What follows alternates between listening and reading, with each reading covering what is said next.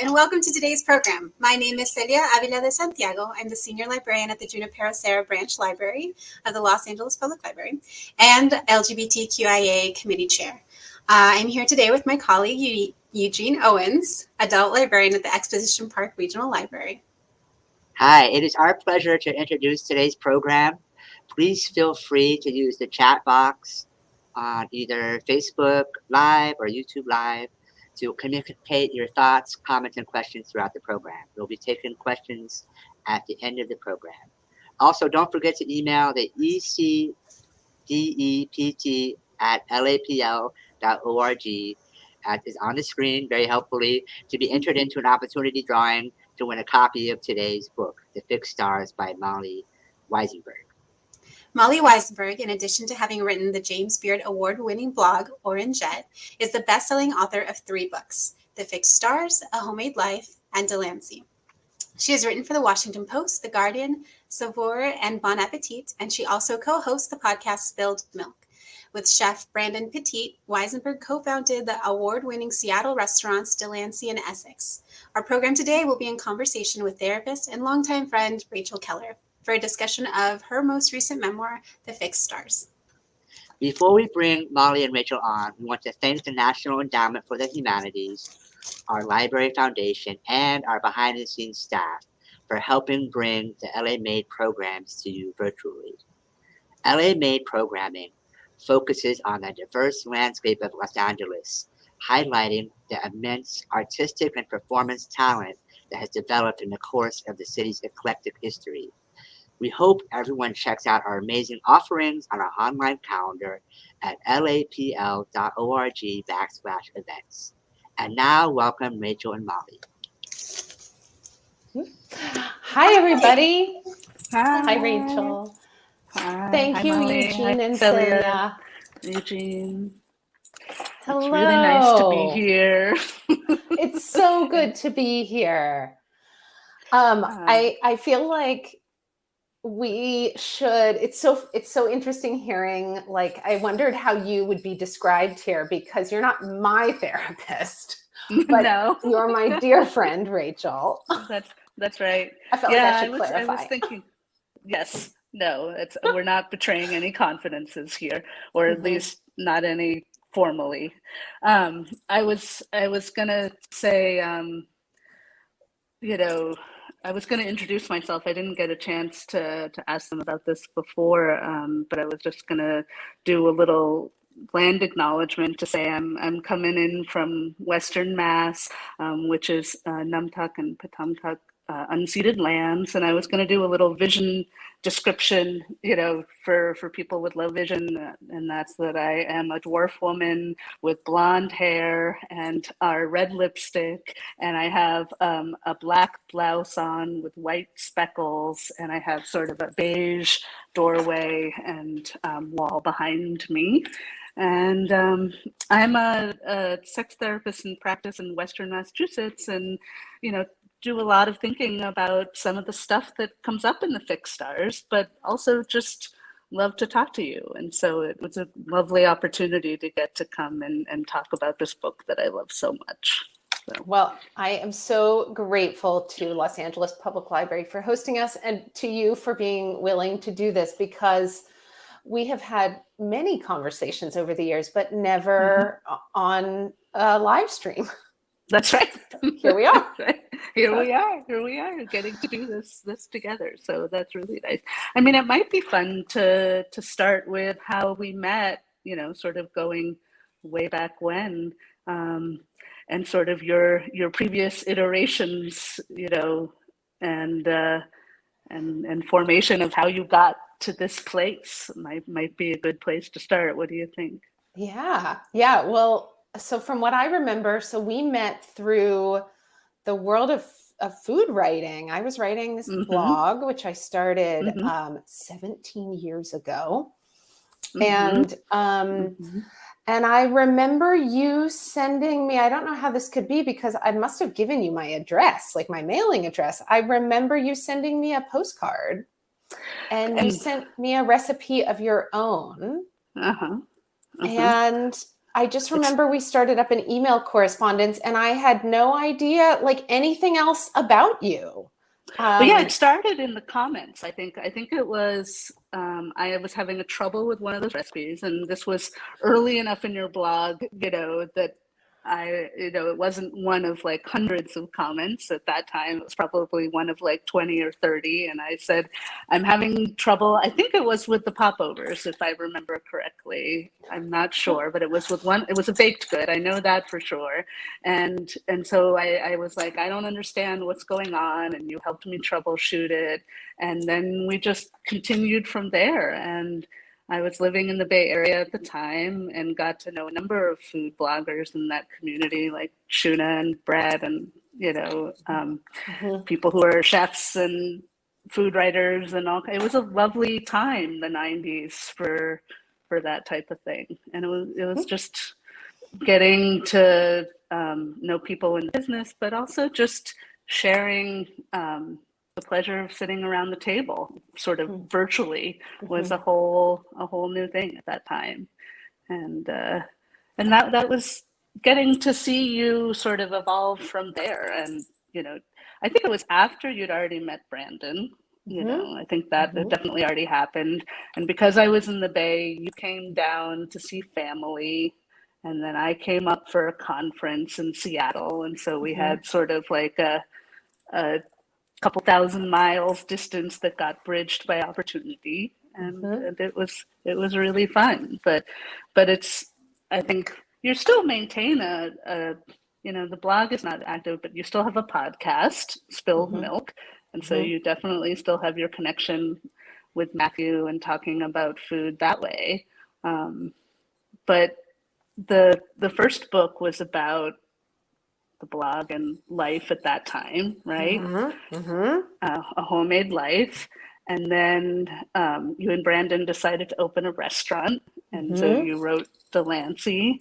And I think if I remember correctly, there's a bigger gap between Delancey and Fixed Stars than there is between Homemade Life and Delancey. Is that right? Yeah, it's been interesting to think about that. I've thought about that too. So yeah, A Homemade Life came out in 2009. Delancey came out in 2014, and then the Fixed Stars came out in 2020. And so it's actually only a 1 year difference. Okay. Yeah. But wow, I thought that my life had changed a lot between A Homemade Life and Delancey, but it had so much more changing to do, and I'm sure still does. But hopefully, not quite the full-on upheaval that I write about in the Fixed Stars. Right, which is not about food at all. It's definitely, each memoir feels like a snapshot of life at that time, and sort of what you've learned up until then. And then, there's another sort of, I don't know, it feels like a growth spurt in some ways to me. And then you sort of gathered that up and, evaluated and think about it and presented in book form of like, okay, this is this time, this is this moment, and, and share that with us. And then, food sort of started off and goes through. I mean, you teach now, right? Like, it's not so much about the restaurants, it's classes and helping people find their voice. Yeah, right? I think like the more that I have thought about it, the more I realize that I think writing about food taught me how to write. I should also say that I have a dog who's actually in the next room over chewing on an extremely loud chewy toy thing. And so if you hear something weird, that's what it is. Anyway, but Alice. I think that, it's interesting because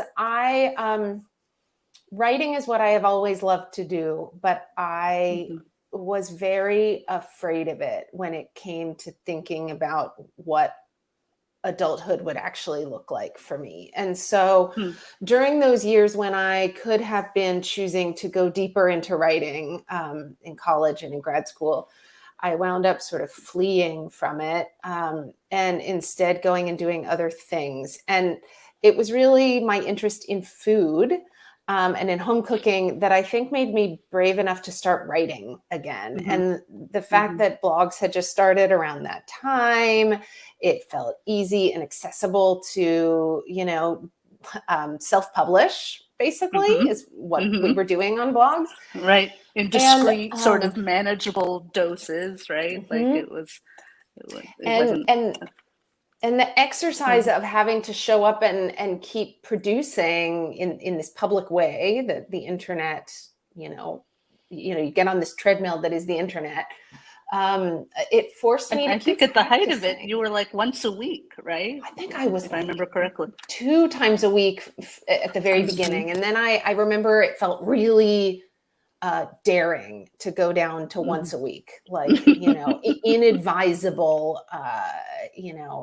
as far as search engines and all of that stuff. But what I came to figure out is that at a certain point, I honestly think I'm not that interested in food as the thing itself. I'm more interested in people, and food, I think, provided me access to thinking about people and to connection with people. And so in that sense, I feel like all 3 of my books up to this point are really about relationships broadly. It just happens that the first 2 use food as a sort of the way in. Yeah. No, it's definitely true. There's your dad is definitely a sort of character of continuum throughout it all, and not only was, from what I've learned, from the books and from the blog, like an Epicurean in terms of like, but I always got a sense, like, from your dad that the pleasure of food was so of the moment, and it really was about being present in that moment. And I've been thinking a lot, and thinking about smartphones and all kinds of things, like how precious but also commodified attention has become. And so what I felt like your blog really allowed us to do, and then your books have continued to allow us to do, is to bring the ability to be present in a particular moment. Like, you are sharing like your awareness and your relationship to the world in those moments, and it's focusing attention in that particular way, that it makes sense that you would think of it as relational. Yeah. And I think too that, like, the act of, I've never been someone who has a regular meditation practice, or is particularly, good at these kinds of like habits of mindfulness. And I think that is what writing has provided for me, an opportunity to really have to notice, whether it's like what's inside me or what is going on around me. And the effort of trying to convey, like, to translating that noticing into language that hopefully someone else could understand. I don't know how I would be as a person without having done that effort. I mean, I feel so grateful that I got to, writing books about my life sort of like chained me to the wheel of thinking about my life, and created a practice, Yeah. And so now, do you feel like, in terms of your classes and things like that, that you are basically helping people find their own practice? It's what's really cool. What I love working with people on is rebuilding scenes from memory so that you can like live in them again. And of course, this is a thing that could be very positive or negative, right?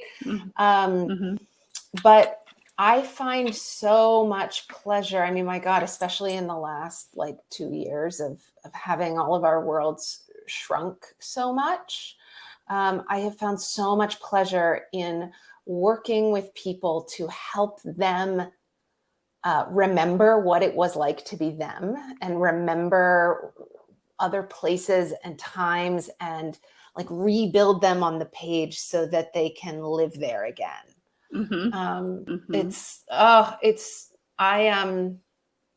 I struggle to write when I'm also teaching a lot, but God, I really love, for me right now, it feels like a good trade-off. I really, really love getting to live in that world of reading and writing and helping other people read and write better.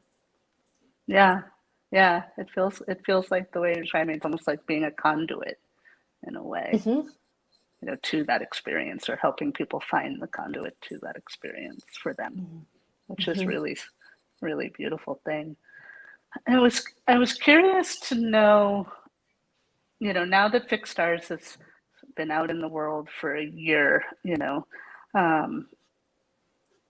if and it's clearly had a lot of resonance for people. Like I know, I have friends who love the book, and I have a friend who's going through a similar sort of progression in their life, and they really, felt very affirmed and seen by the book. And, in terms of this idea of what was initially sort of destabilizing in terms of the change in your sexual orientation or your identity, or, the whole like meaning of your sexual identity for you. What do you feel like by putting out this into the world, like now that you've had sort of a year, what do you feel like it means for people, or what do you feel like it has brought to people? It's so interesting writing, on a certain level, it always feels indulgent writing about one's life. And I know that I feel driven to do it because it brings me so much relief. I almost feel like I get it's almost like a vaccine, or like some sort of inoculation. Like I get, I'm actually like through the act of telling my experience in my own words, I come to be like more grounded in it, or more resilient in it. And it's been really interesting, especially talking about this book, which is so different from the first two. Right. And with my first two books, people often said to me, oh, you're so honest. I feel like I know so much about you. And they did, and they do. But, it's always, I think, like anyone who uses or who draws on their own experiences to make art, I think, it's always an edited version, right? Sure. And so it was really interesting in putting the Fixed Stars out into the world, and writing about a very different aspect of my life. I both felt tremendous relief in putting it out there and being known somehow, like for what feels true to me. And at the same time, I felt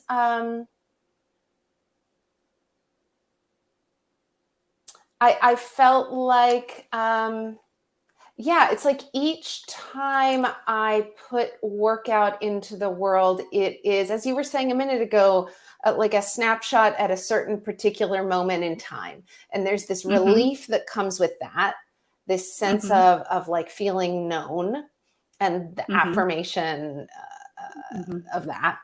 And then and then I'm really happy to say that feeling kind of goes away, and I get to be like a normal person again with all of my neuroses and inconsistencies, and I'm really back to the practice. Yeah.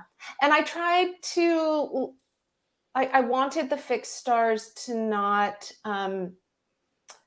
resolve itself the same way that I felt pressure to resolve my first two books, to like, land on my feet, like stick the landing. No tied with a bow sort of. Yeah.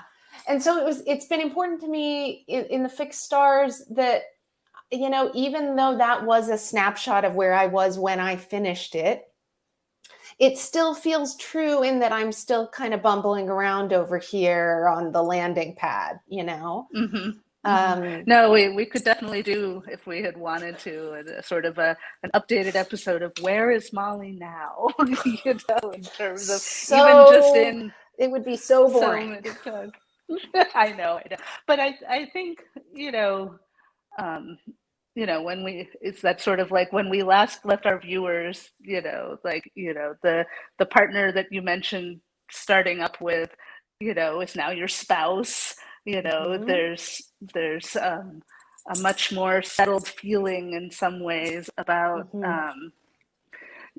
life as it is, and in some ways, instead of, at least the sense that I get from you, instead of being like sort of in it in the same way, it has allowed you to be reflective, in all the work that you have done from the point that the book leaves off and until now. But I do think about, and I know I've mentioned this to you, like the continuity for me of the three books, and I feel this especially with the fixed stars, but is each of those moments in time that you have, chosen to encapsulate for us are in some ways crossroads, and in many ways the less easy path, potentially a lot more growth path, but the less easy path is the one that you've chosen. Like, I think the commonality is that you always choose to have the experience, sometimes with a lot more resistance and, sort of the, especially I think about, in Delancey, where, Brandon had very specific ideas about the restaurant, and you wanted to support him in his vision, and that vision ended up expanding and encapsulating and, holding everybody, and Essex, and, everything else that came along.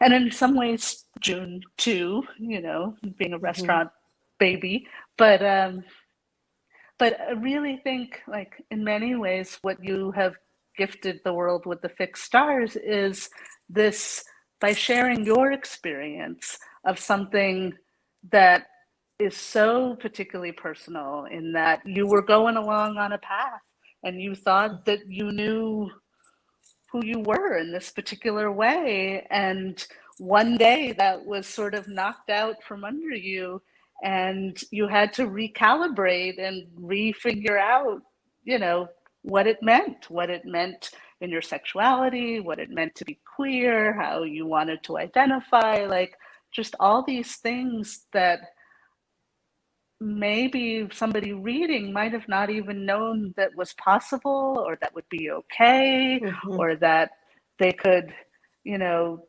that they weren't alone. And obviously that's like what I would imagine everybody wants when they write a book, if they can ensure that there's at least one person that feels less alone by having read it. It's a really beautiful thing. So I feel like it's such a gift what you have brought in this much more expansive definition of sexuality, of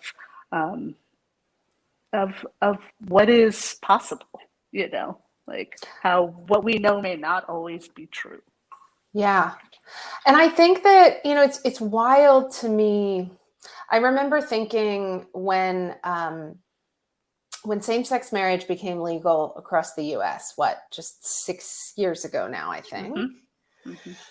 I remember thinking, like, it's no wonder that this country is lighting itself on fire, or like tearing itself in two. Like, wow, this is a huge milestone. And I never thought I would see this in my lifetime. Mm-hmm. Like, Mm-hmm.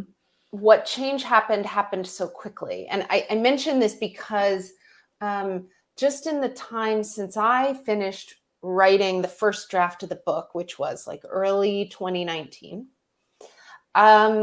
stories like mine, stories of, someone who knew themselves to be straight, and found that things were much more interesting than that, much more complicated and challenging than that. These stories are everywhere now, and I take so much like pleasure in the ordinariness of it now. I mean, at least from where I sit, I felt so alone in my experience, what I was going through in 2015, 2016. There was, I'm admittedly, I have lived for a long time in a very straight, white, moneyed community here in a liberal West Coast city. And I just didn't know anyone with a story like mine. And so it thrills me that for someone like your kid, like my kid, this is an absolute non-issue. I'm fascinated to see when it is that my daughter realizes that the fact that her mother went from being married to a man to being married to an assigned female at birth, non-binary person, that this isn't how things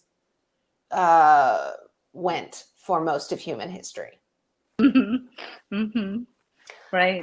Right. No, we grew up with being straight as the default, and then you sort of had to specify otherwise, like if it came to you. And I think, our kids, and certainly not that long after us, but enough after us that it was a change. The question started much earlier, or at least the option was felt much earlier. Not in every place, obviously, and still not even in all places, but even just the normalizing that that's not the assumption that you make, is big. It's a big change. And even just from a mental health perspective, like the more that we can normalize that, it's really important and really huge, along all the spectrums of everything. And so, but we, as a group, we don't really respond to statistics in the same way that we do to a personal story. We are much more likely to understand the importance of something after hearing someone's specific individual experience. And so by sharing this, in a way, you're a coming out story, right? Like, I imagine the relief that you felt after this book is qualitatively different than the relief of the other two, just even from the sort of putting it out there sort of feel, that it changes people, and it changes lives, and it's just very, very important. Thank you, Rachel. I was thinking of you today, actually. I was unloading the dishwasher, and I was listening to, you and I recently had a conversation about Debbie Millman's Design Matters podcast and her recent interview of Catherine Opie. And I was listening to that interview today as I was unloading the dishwasher. It made unloading the dishwasher a lot better. And it was, I was even just aware of I hadn't realized that Catherine Opie's wife, Julie Burley, was in or considered herself straight prior to their relationship. And even just hearing that story You know, on some podcast, you know, Catherine Opie, this legend or whatever, just like the normalness of that. I hope that I never stop being like thrilled by little moments like that. When my story is reflected back to me by someone I admire. I think we all need that. Yeah. You wonder how many straight women would change if they were presented with the possibility of Catherine Opie, but yes. Right. If there's Indeed. anybody who could shift, Let's have or a be the show of shifter. hands. right. But yeah, no, I mean, and I just also had a similar reaction to listening to that podcast because of how powerful the images that she has presented over time, but also just thinking about some of the photographs that she did in the 90s and how shocking they were at that time. Now, you know, still have a lot of cultural relevance and meaning, but aren't, they've become, you know, sort of woven into the fabric of understanding of things. And you know, it's those types of things that I hold on to when other things in our culture and our society feel much less woven into, or much harder, you know, that there's still evolutionarily progress is happening. But well, so I'm glad you listened to that. That's a good one. So I'm thinking also, I don't know, I'm trying to see how we're doing on time. I think we're doing good.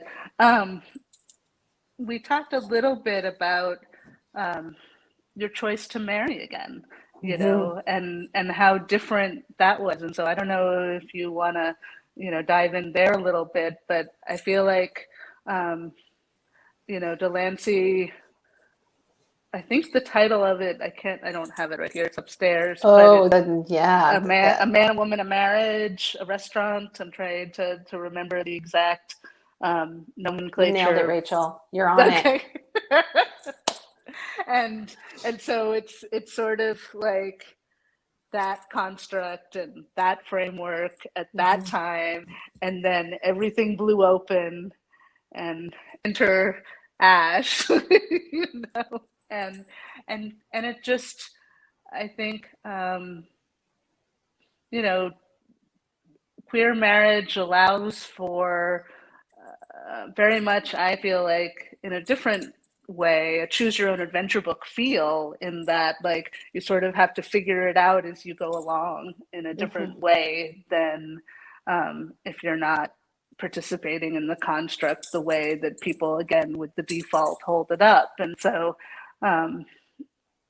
in this sort of progression since the book, like, I wonder how this idea of commitment has shifted for you. You know, I have always been,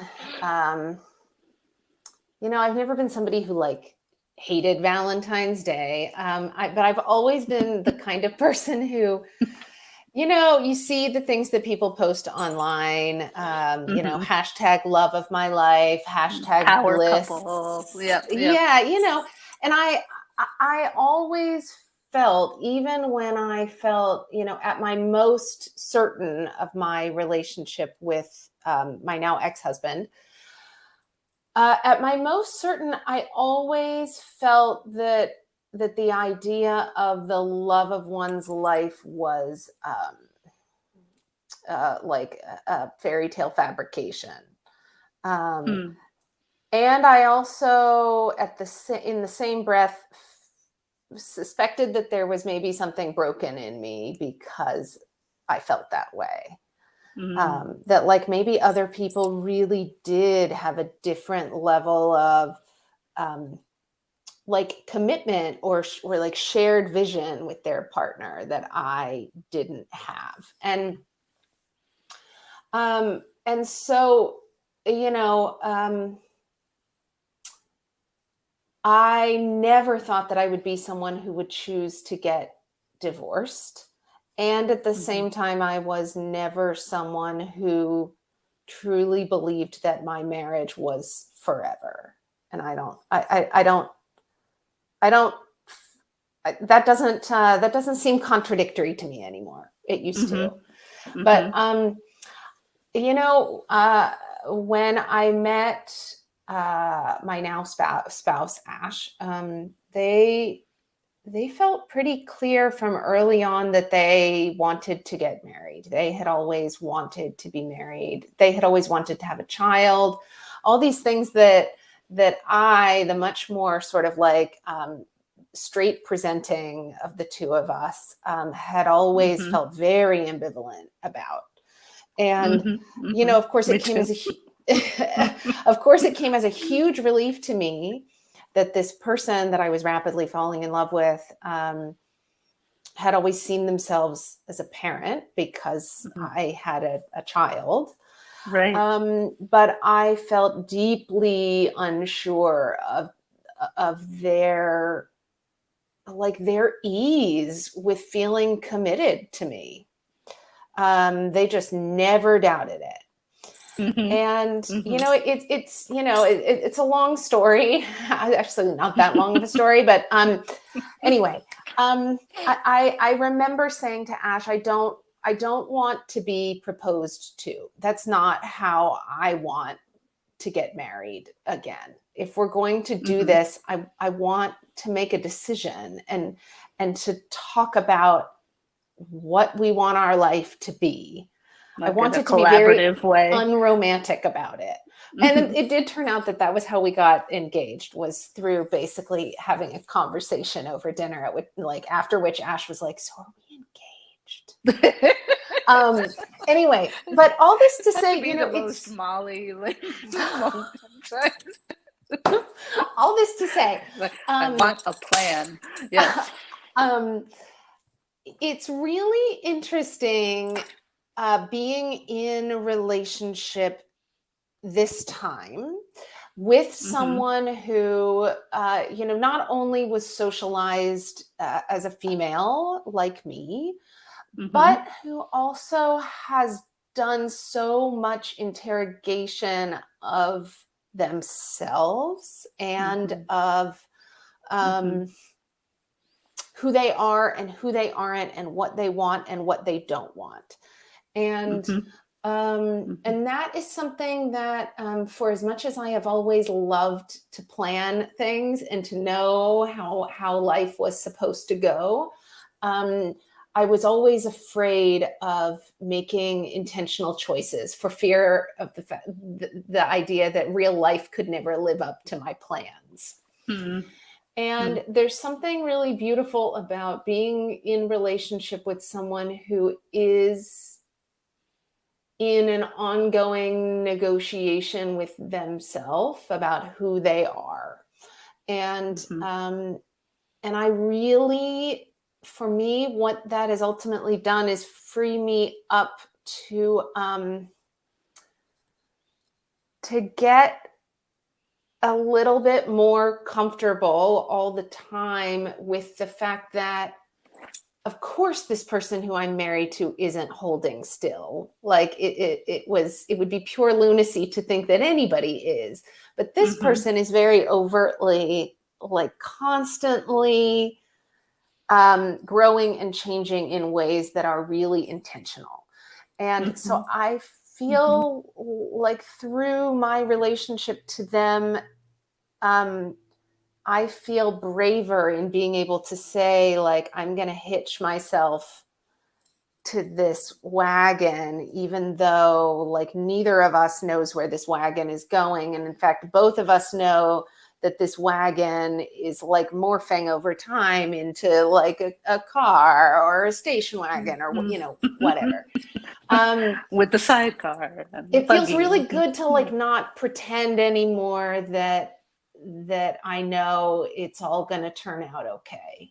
Like, I feel more like this person is the love of my life than I ever have in any other relationship.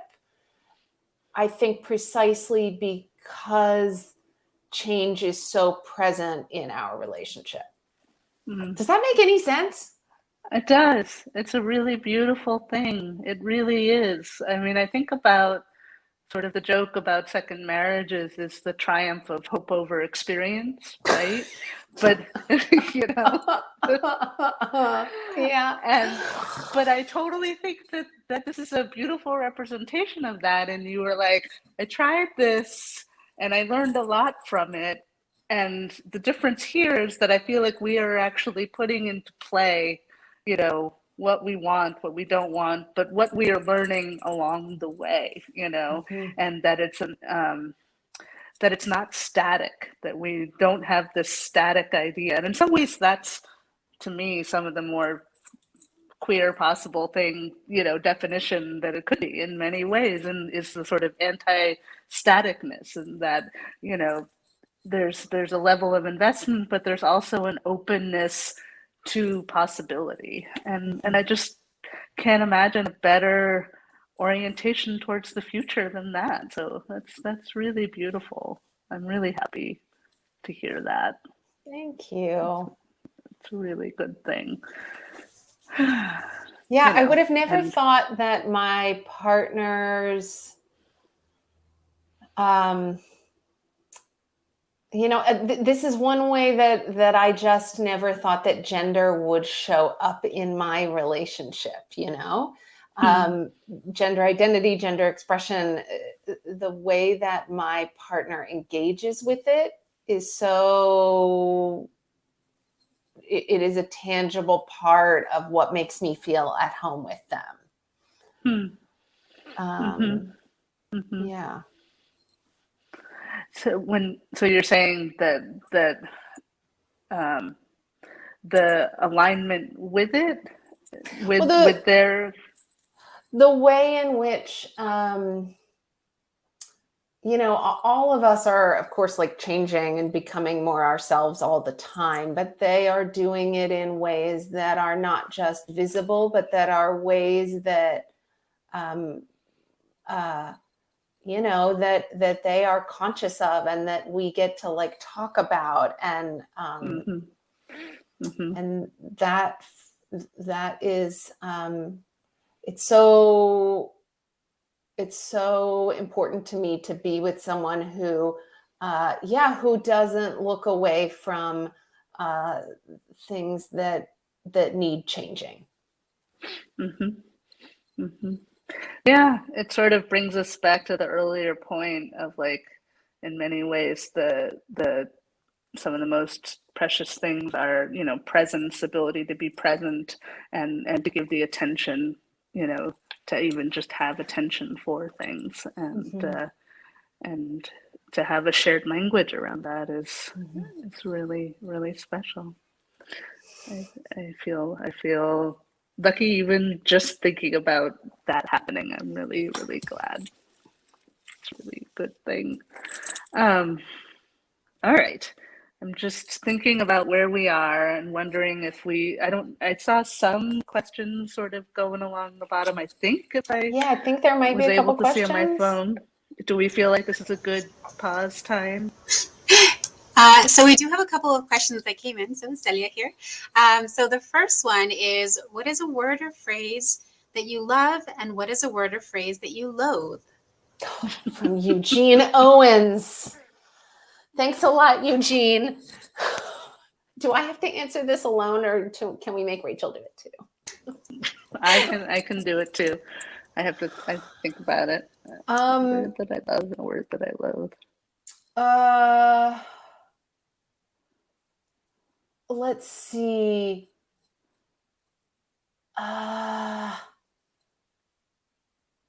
You know, I've never understood why people don't like the word moist. I think moist and moisture are like perfect words for like what they are. So I don't know that this is totally answering the question, but I think that I'm here to defend the concept. That's good. I like that. If you want to think about it a little bit more, we can also ask the next question and come back to it. Yeah?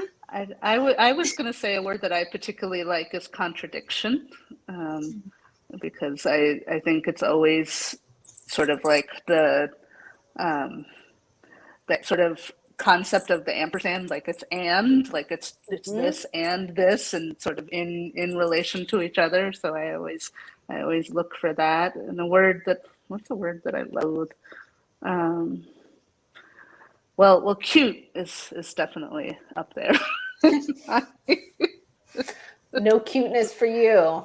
Well, it's just, it reminded me of Bull Durham when she said cute is for baby ducks, like used in relation to me, I think is something that popped into my brain. Yeah. I don't know if that makes sense. Answers Eugene's question quite the way that he was intending, but that's all right. You know what? I do have a word. Okay. I really don't like encountering the word soul, SOUL, in writing or in like sentiment. I feel like it is so fuzzy and like too big, and it doesn't fit in any space that we like want it to fit. It's like both too big and doesn't say anything at the same time. I challenge someone to use the word soul effectively in like a piece of writing specifically. I think it's very difficult to do. Okay. Our next question is also from Eugene, and this is for Molly. Would you... Oh, sorry. Have you ever thought of opening another restaurant, and what would you call it? I have never thought of opening another restaurant, and I am willing to go out on a limb and say I never will. But thank you for asking, Eugene. Okay. And so the next question is from me. So I enjoyed the book. It was great reading it. And so I actually had a couple of questions for you, but I was also curious on what you may be working on now and if we can expect more books from you. So we're definitely not expecting restaurants. But is there more books in the future? I can't wait to be writing another book. I tend to be somebody who really takes a while between projects. And this is the first time I think that I haven't felt really freaked out about that. Or wished, of course I wish it were otherwise, but that is just how it is for me. So I'm reminded of seeing, I saw Junot Diaz when he came to Amherst, because they had a day, they picked everybody reading, Oscar Wilde. And so they said, it's been 10 years in between books. Like, why did it take so long? He said, because that's how long it took. Yeah. Yeah. I mean, really I'm amazed by people like, I don't know if you've read any of Jamie Attenberg's books. She's a novelist. She has a memoir coming out, actually, I think in early 2022. She has a wonderful newsletter called Craft Talk. Anybody here who is a writer would love it. It's fantastic. But she is like full of ideas, just like brimming over. And as someone who has not written fiction, I wonder what that feels like to have other characters or worlds that like live inside you. But yeah, because I tend to be, I think all writers, we tend to use writing as a technology for understanding the world. And since I've tended to try to understand my inner world, it takes a long time. But in the meantime, actually, I have to say that everybody switching over to like Zoom and other online platforms has been really, it has really kicked me into gear to finally do more teaching, which I've done off and on for a decade and which I've loved. But I've always, been, traveling somewhere to teach for 3 or 5 days or whatever. And with all of us being shut up in our houses in 2020, I forced myself to finally start getting out there on Zoom and teaching on Zoom. And it has been such a pleasure. So that feels really good for now. I really love teaching. I would have never thought that about myself. growing up, but I do. If people are curious about the things that you have, I'm assuming we're going to link to the website and things, but that's where they can find out about stuff like that. Yeah, I've got. I'm sad that I missed your Santa Fe one a couple years ago. I hope to get to go teach in Santa Fe again. I'm now teaching online for them, but it's a great organization, Santa Fe Workshops. Maybe I'll see you there one day. So that was it for our audience questions, but we do have you've been getting a lot of love in the comments, so we do have a couple that we want to read out and put on the screen for you. So the first one is from Librizzle. Sorry if I'm saying that wrong. I'm so moved by your experience and openness between you and your partner. It's nice to be a fan of your writing. Nicer to see there's a beautiful human experience happening behind the pages as well. Oh, that's so kind. That is so kind. I also love this person's username. Yeah, it's pretty great. Our next one is from Annie Fischutz. I'm sorry if I said your name wrong. I love the idea of learning more about our own self. I found I was more layered than monogamy allows and open up to polyamorous love. Oh, that's fantastic. Rachel, I know you and I were talking about my own, period of having an open relationship, which I wrote about in the book, and how poorly suited to it I felt I was, which you, knowing me well, were unsurprised about. But you couldn't have known otherwise. But I just remember the feeling of, learning more about non-monogamy and thinking to myself, this makes so much sense. And I wish that it were a more normal thing for us to talk about different forms that relationships take, because I think it changed my relationship now, which is a monogamous relationship. I think that experience really, really changed my relationship now. It's a whole lot of learning. Mm-hmm. But those are lovely comments. Well, should we wrap up? What do you think, Celia? One more comment. Yes. Okay. So we have one more comment from Siobhan McClellan. I don't have a question, but I wanted to say thank you for writing The Fixed Stars. It was exactly what I needed when I was feeling like maybe I was too old to question my gender and sexuality. Oh, that's fantastic. It's so great. As someone who definitely felt like she was too old to interrogate these things, that I'm so happy that my story resonated. So thank you. I was so glad that you mentioned Lisa Diamond in the book, because as much as I've read about sexuality and things like that, I hadn't come across her before then, and she's really helpful in helping to understand that for many people it does happen at that age. That you were right on in terms of her research, right on target. So. I'm interested to see how her research has maybe or hopefully been updated to be a little bit more inclusive gender-wise.